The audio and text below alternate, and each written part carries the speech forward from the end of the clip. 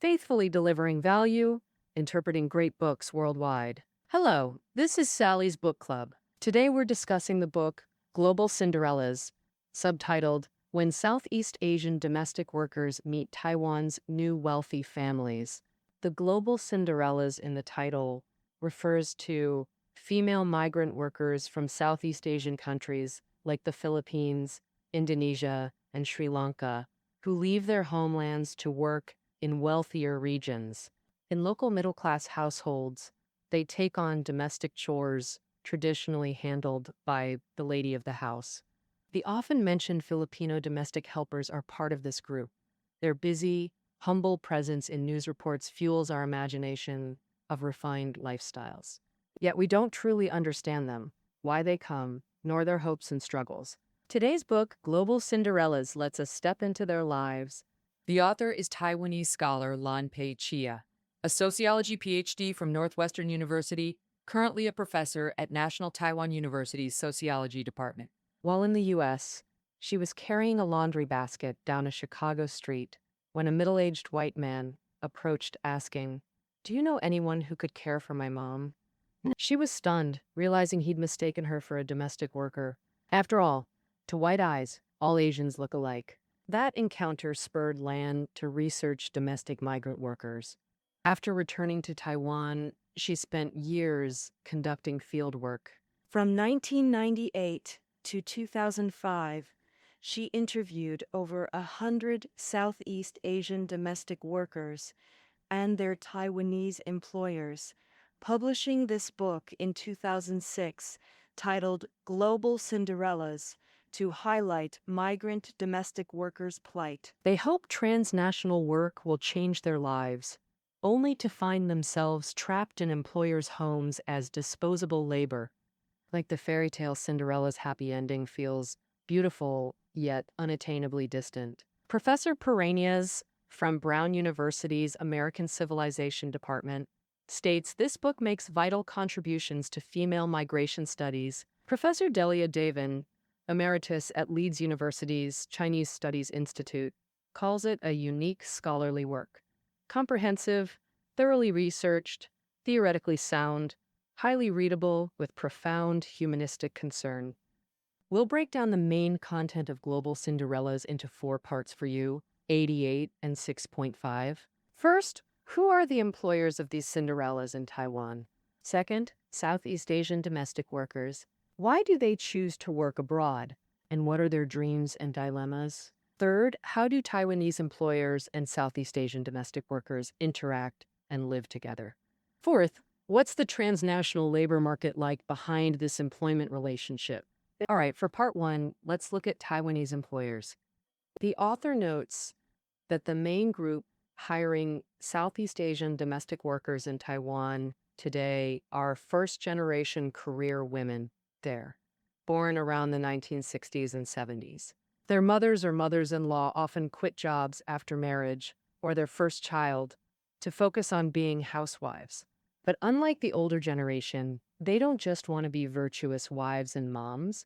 They're pursuing gender equality, spousal equity, and career success. Behind this employer identity are the changes and constants in Taiwan over the past half-century. On one hand, women's labor participation rate in Taiwan has kept rising over recent decades. Dual-income families have become the main family setup. But on the other hand, society still clings to East Asian patriarchal traditions, believing women should handle family care. After action, so the new career women are burning the candle at both ends, stuck between old norms and new values. They're busy with work all day, and after clocking out, they gotta do heavy house chores. To tackle this bind, they outsource duties like housework, childcare, and elder care, basically hiring a domestic helper as their stand-in for roles as moms, wives, and daughters-in-law.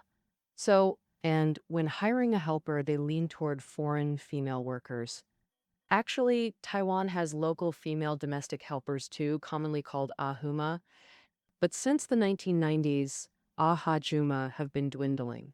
Even with better pay, local Taiwanese women don't want to live with employers. They usually work weekdays only during the day, handling specific tasks like childcare without cleaning. In Taiwanese employers' eyes, ahajuma are tough to deal with, complain a lot, haggle over hours and wages, and are generally older. By contrast, foreign helpers are in their prime, usually 20s or 30s, cheaper, handle everything, with a great attitude, submissive, and always ready. Among the female employers interviewed by the author, Pei Jun's experience is quite representative. She was born in Taipei, graduated from university, joined a multinational bank, and is a typical elite career woman. After marriage, she followed the traditional living arrangement of 3 generations under one roof. She moved into an apartment above her in-laws' house, but insisted on continuing work after having children. However, she often worked overtime and couldn't fully care for her daughter. Her mother-in-law volunteered to help, but Pei Jun worried she'd lose her role as the primary caregiver. So she decided to find a Filipino domestic helper for the family. At first, they disagreed, especially her mother-in-law, until Pei Jun said she'd pay the helper's salary herself, and the family stopped objecting. With the Filipino helper's assistance, Pei Jun no longer argued with her husband. She didn't have to worry about whose turn it was to wash dishes or fold clothes, or about failing to play the role of a filial daughter-in-law, serving her in-laws. More importantly, after work she could relax on the sofa, waiting for the helper to bathe her daughter, then read her a storybook. She enjoyed quality time with her child before bed. Note this detail. Pei Jun paid the helper's salary herself. According to the author's research, this is less an exception and more a common practice. Many career women in Taiwan pay for domestic helpers themselves when hiring them. Why? Because under the cultural hegemony and ideology of the virtuous wife and good mother, they see caring for the family as their duty. They feel those tasks are inherently theirs. They're hiring someone because they don't want to do them, so they should pay. In contrast, male employers often stay aloof. While writing this book, the author interviewed over 100 employers and helpers, and only 4 were male. So many male employers said, "I have no idea about these things. You should ask my wife," and rudely declined. Interview. The few male interviewees, upon hearing his research topic, would pause for a few seconds and ask, "Why are you studying this?" Implied meaning. Compared to attention-grabbing topics like production or development, household work is insignificant. In fact, within the family, what a helper does and how it's done is often handled by the lady of the house, who, to maintain her authority as the household's mistress, tends to be stricter than the man. They also set detailed rules for the maid's work, delegating routine cleaning while keeping emotionally connective chores like preparing family meals, yet still have concerns. The author found in interviews that husbands being too friendly with maids causes marital tension. Malicious gossip about Southeast Asian domestic workers deepens these hidden worries. The author notes Taiwanese media, driven by racism and xenophobia, often sensationalize Southeast Asian maids as promiscuous, claiming tropical women are voluptuous and hypersexual, even calling their gathering spots outdoor sex dens. In reality, many maids sense female employers' hostility and subtle competitiveness. Like one Filipino maid who told the author, during a family outing, the mistress saw her wearing lipstick. Despite everyone being in the car, the mistress jumped out, went home to apply her own lipstick, then returned. More than fearing husband's infidelity, female employers worry about the maid-child relationship. Their feelings here are deeply conflicted. On one hand, they know childcare is emotional labor, so they want the maid to like their child. But if the maid bonds too closely with the child, mothers feel pain, jealousy, and loss. To resolve this, many split motherhood duties. Tedious tasks go to the maid, diaper changes, toy room tidying. Bonding activities they handle themselves, like bedtime stories, homework help, and co-sleeping. Comforted by blood is thicker than water. Several mothers insisted in interviews. Their point is, no foreign nanny can replace my role as mother. Because mother-child bonds are innate, but the author feels They're convincing themselves more than others. All right, let's recap part one. Today's Taiwanese employers are mainly first-generation career women who hire domestic help to balance tradition and modernity, outsourcing chores, childcare, and elder care while maintaining their roles. As the household's authoritative mistress, having covered employers, part two shifts our gaze to the helpers themselves. Where do they come from? Why choose to work abroad? And what dreams and struggles do they have? Most foreign domestic helpers in Taiwan come from two countries, the Philippines and Indonesia. The Philippines is a long-standing labor exporter, ranking first in Asia and second globally, only behind Mexico. Though Indonesia entered the global labor market much later, it's grown rapidly over 30 years and now surpasses the Philippines as Asia's primary source of female domestic workers. If you ask these Southeast Asian helpers, why work abroad? 9 out of 10 would answer without hesitation. For money, no jobs back home. No doubt, economic reasons are the main driver for becoming migrant workers. Both the Philippines and Indonesia have high unemployment. Even when jobs exist, they don't offer enough or stable pay. Like Filipina helper Rosario, who told the author she earned just 3,000 pesos monthly, about 400 UN RMB, working at a Philippine bank. After 12 years there, the bank collapsed, forcing her to become an overseas domestic helper. Many female migrants also seek better futures for their kids, like Indonesian Maid Naya, 31 with 2 children, who said, "I was terrified to go abroad. I heard stories of bad bosses beating people, but I thought, I'm still young. In a few years, I'll be old." So I gotta earn now. I want to save for my kids' college. But financial pressure isn't their only motivation. The author found many Southeast Asian helpers hope to broaden horizons. Colonial history and global media have crafted cultural visions of ideal lives through modern worlds. And this vision models itself on developed capitalist societies. So many women from poorer Southeast Asian nations see overseas work as an adventure to advanced countries and modernity. Others use it to challenge patriarchy. Back home, they do heavy unpaid housework too. Working overseas, they not only earn wages but also gain higher family status through this economic power. Some married women even decide to work abroad without consulting their husbands. During a group discussion, the author asked female migrant workers why they chose overseas work. A Filipina sister answered, "To temporarily divorce my husband." The room erupted in laughter with vigorous nodding. Yet, when they reached the developed societies they yearned for, things aren't so rosy. Working in strangers' homes means enduring employers' disdain, suspicion, and surveillance. Many employers enforce spatial segregation or lifestyle controls. For instance, some require foreign maids to use separate utensils or wash clothes separately from the family. Others demand maids drink from different water bottles or use separate bathrooms. For mother helpers, this compounds moral guilt from leaving their own families.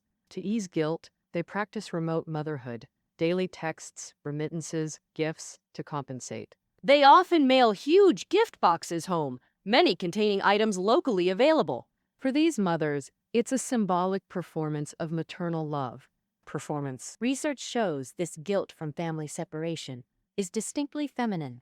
While overseas fathers fulfill family duty just by sending money, overseas mothers must invest emotion and money to prove working abroad is how they best care for family. Sure, these hardships might be temporary, something to endure. The deeper struggle, overseas work doesn't enable upward mobility. Exorbitant agency fees leave many helpers get-ridden before they even start. Per the author's 2005 research, Filipinos paid 90,110,000 Taiwanese new dollars, 20,025 renminbi, in agency fees. Indonesia's is even higher, 140,000 to 160,000 TWD, over 30,000 RMB. But their monthly salary is usually around 15,000 Turkish lira, about 3,400 renminbi, meaning these agency fees equal 6 months to a year of their Taiwan earnings. Most Southeast Asian helpers can only stay in Taiwan 3 years. First year, paying debts, second, recovering costs, third, possibly netting profit. When returning home with savings, they first spend big to showcase improved status, like renovating family homes with concrete, buying modern appliances, sending kids to private schools, while relatives come borrowing money, too proud to refuse loans. They often rest at home, quickly burning through savings, wanting to start businesses, but options are limited. Traditional small trades like buying a tricycle for a husband's taxi service or opening a sundry shop, barely matching overseas income. So they migrate again, trapped in a cycle. The only possible class jump? Landing work in more developed places next time, like moving from Taiwan to the US or Canada. All right, let's recap part 2. Southeast Asian women work abroad mainly for money, but also to expand horizons and explore the modern world. They overcome hardships, employers' hostility, guilt from family separation, yet ultimately gain no socioeconomic mobility. Now, part 3, interactions and strategies between Taiwanese employers and Southeast Asian helpers.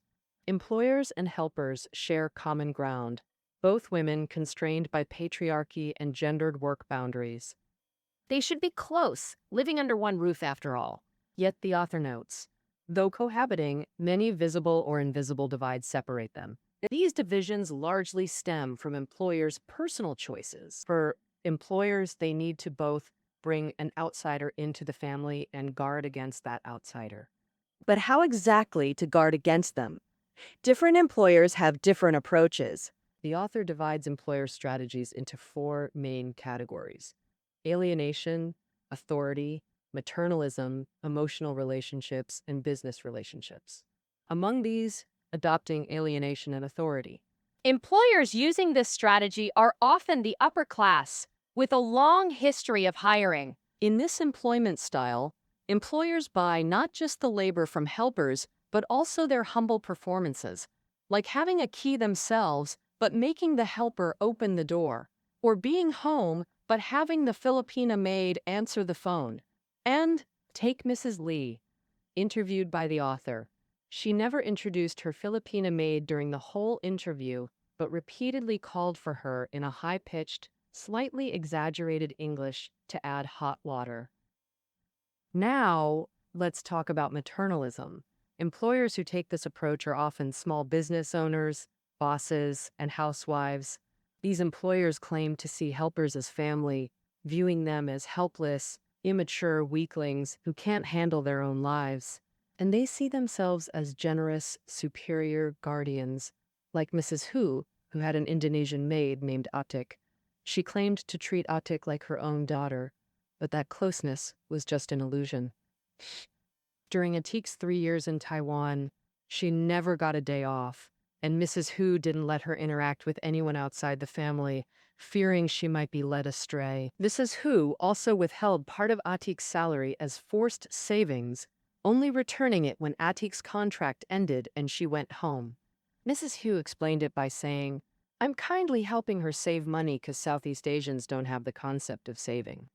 Ooh, the author points out that this maternalism might seem well-intentioned, but it actually confirms the employer's class status and strengthens their racial superiority. Of course, these 2 approaches are pretty old-fashioned, and the new middle-class generation scoffs at using them. The author found in her research that most middle-class employers in dual-income households today emphasize respect for their helpers and adopt emotional relationships and business relationships. These 2 strategies, the so-called emotional relationship means trying to build a personal bond with the helper. For example, many employers avoid calling them maids, using neutral terms like nanny or caregiver, or even familial ones like sister or auntie to treat them as family. If the helper's main job is childcare, female employers tend to use emotional relationships. This strategy often involves heart-to-heart talks or even sharing their own troubles. You might think, hey, this isn't guarding against them, it's building emotional connections. But the author points out this emotional interaction is essentially strategic and instrumental, solely to ensure their children get the best care. Through this, employers also enjoy a sense of superiority, feeling open-minded and part of the global urban elite. And this middle-class self-identity clearly excludes the helpers. Now let's look at business relationships. Middle-class employers who adopt this strategy, they emphasize employment as an equal, needs-based service purchase, reducing personal interaction but setting clear work rules. For example, a female entrepreneur named Peggy treats her helper like an employee. On the first day bringing the helper home, she handed over a work schedule detailing tasks for every time slot. It outlines daily, weekly, and monthly arrangements. If the helper completes assigned tasks on time, she can rest. So how do Southeast Asian helpers respond to these different strategies? Essentially, they adapt tactically, with maternalistic employers acting submissively for patronage to gain extra benefits like cash bonuses. If employers use business relationships, helpers deliberately maintain distance too. Overall, Southeast Asian helpers rely on a front stage, backstage lifestyle. Front stage and backstage are concepts by American sociologist Irving Goffman. He used theatrical metaphors to describe daily social interactions. The front stage is where one performs for an audience, while backstage hosts behaviors suppressed there. For helpers, front stage is the segregated, monitored employer home where they meet expectations. Backstage is Sunday holidays, dressing up, shopping, and socializing to reclaim independence and dignity. We'll break down the main content of Global Cinderellas into 4 parts for you. First, who are the employers of these Cinderellas in Taiwan? Second, Southeast Asian domestic workers. Why do they choose to work abroad? And what are their dreams and struggles? Third, how do Taiwanese employers and Southeast Asian domestic workers interact and live together? Fourth, what's the transnational labor market like behind this employment relationship? All right, for part 1, let's look at Taiwanese employers. The author notes that the main group hiring Southeast Asian domestic workers in Taiwan today are first-generation career women there, born around the 1960s and 70s. Their mothers or mothers-in-law often quit jobs after marriage or their first child to focus on being housewives. But unlike the older generation, they don't just want to be virtuous wives and moms, they're pursuing gender equality, spousal equity, and career success. Behind this employer identity are the changes and constants in Taiwan over the past half-century. On one hand, women's labor participation rate in Taiwan has kept rising over recent decades. Dual-income families have become the main family setup. But on the other hand, society still clings to East Asian patriarchal traditions, believing women should handle family care. So the new career women are burning the candle at both ends, stuck between old norms and new values. They're busy with work all day, and after clocking out, they gotta do heavy house chores. To tackle this bind, they outsource duties like housework, childcare, and elder care, basically hiring a domestic helper as their stand-in for roles as moms, wives, and daughters-in-law. And when hiring a helper, they lean toward foreign female workers. Actually, Taiwan has local female domestic helpers too, commonly called ajuma. But since the 1990s, ajuma have been dwindling. Even with better pay, local Taiwanese women don't want to live with employers. They usually work weekdays only during the day, handling specific tasks like childcare without cleaning. And so, in Taiwanese employers' eyes, ajuma are tough to deal with, complain a lot, haggle over hours and wages, and are generally older. By contrast, foreign helpers are in their prime, usually 20s or 30s, cheaper, handle everything, with a great attitude, submissive, and always ready. These 4 strategies, while helpers mainly use front stage, backstage dynamics to cope with work-life challenges. Finally, let's discuss the transnational labor market behind this employment relationship. A key feature distinguishing Asia's migrant system from Europe or America is direct government involvement.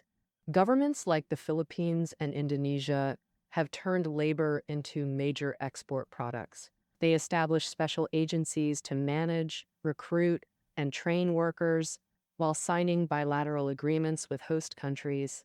Simultaneously, they ensure overseas workers retain original citizenship rather than naturalize elsewhere.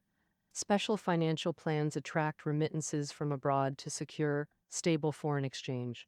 Host countries enforce harsh regulations on foreign workers, another Asian characteristic. In North America, migrant workers gain immigration opportunities after years of work. In Europe, migrants enjoy economic and social rights, even partial political rights. But in Asia, most workers get only short-term stays, no long-term residency or citizenship rights. They work as individuals, no bringing families to host countries. For example, Taiwan strictly prevents foreign laborers becoming permanent immigrants. Taiwan caps contracts at 3 years initially, later extended to 9, with one-time entry per worker. Every migrant undergoes health checks: tuberculosis, hepatitis B, parasites, HIV, etc. Pregnant female workers face immediate deportation. During employment, helpers can't freely change jobs, locked to their initial contract. Switching employers requires agency mediation. In this rigid system, agencies play a pivotal role. They provide legal or illegal services, arranging transport or smuggling, matching employers, processing or forging documents or visas. Approaches vary by country. Philippine agencies recruit urbanites, better educated, fluent English speakers, requiring minimal training for overseas households. Meanwhile, Indonesian agencies prefer recruiting in rural areas through personal connections. All recruited women must undergo strict training for 2 to 6 months after screening. So how exactly does this training work? The book's author visited a training center in Jakarta, Indonesia's capital. The center has 4 buildings, 3 dormitories housing 450 trainees, and 1 larger classroom building. Trainees must wake at 4 a.m., sleep by 10 p.m., attend classes Monday through Saturday, and aren't allowed out even Sundays. Courses include childcare, elder care, table service, cooking, ironing, and cleaning skills. Chinese language classes teach essential housekeeping skills and communication abilities to women from rural areas. The author sees some training as necessary, like using modern appliances, but some content is superficial, like overly formal table manners. Courses teach cutlery placement, napkin folding, and how to drink from crystal goblets? How to elegantly wipe your mouth with snow-white napkins. Real Taiwanese households don't live like this. Additionally, moral training brainwashes migrants into becoming productive, submissive laborers. An instructor drilled trainees: work hard, be grateful, don't rebel against bosses, avoid bad influences. Molding obedient Indonesian maids is key market differentiation in this competitive industry. Generally, Indonesian helpers are preferred for elderly or sick care, while English speakers are chosen for childcare. Filipino domestic helpers. To seize market share from Filipinos, Indonesian agencies aggressively promote stereotypes. They constantly emphasize that Filipino maids, while smart, westernized, and fluent, are stubborn and hard to manage. Meanwhile, Indonesian helpers are marketed as obedient, docile workhorses, natural-born servants, a blatantly racist practice. And even more regrettably, the helpers themselves are influenced by these stereotypes. You know, in interviews, the author found that Filipino and Indonesian domestic helpers habitually slander each other. And, for instance, Filipino maids might say in interviews that Indonesians are poorly educated, unhygienic, don't speak English, flirt with male employers, and steal their belongings. Why? Why? Meanwhile, Indonesian maids claim they're loyal, hardworking, and cooperative, unlike Filipinos who are aggressive, heartless, and selfish. People in similar situations don't unite. Instead, they're divided by capitalism, filled with mutual hatred. All right, let's summarize part 4. The transnational migrant worker system these maids are in is full of inequality, with various differences and conflicts between nations, classes, and ethnic groups. By now, we've covered most of the main content of the book Global Cinderellas. We'll find that people crossing borders doesn't lead to the elimination of regional inequalities among individuals or easing them. Instead, it reinforces conflicts between regional classes and ethnic groups, while the separation and opposition between employers and maids force us to admit that even frequent, at every end, close interactions can't ensure equality and intimacy, and may even trigger more anxiety and insecurity. In other words, although people cross geographical boundaries, they often can't overcome the invisible barriers of class, ethnicity, and other social divides. This conclusion sounds a bit disappointing, but as the author said in the book's preface, she hopes this book, through a sociological lens, will make the stories of Southeast Asian helpers seen and understood, and help employers and others see themselves, which might be the first step toward change. All right, that wraps up our interpretation of Global Cinderellas. You'll find the listening notes below the audio. See you next time.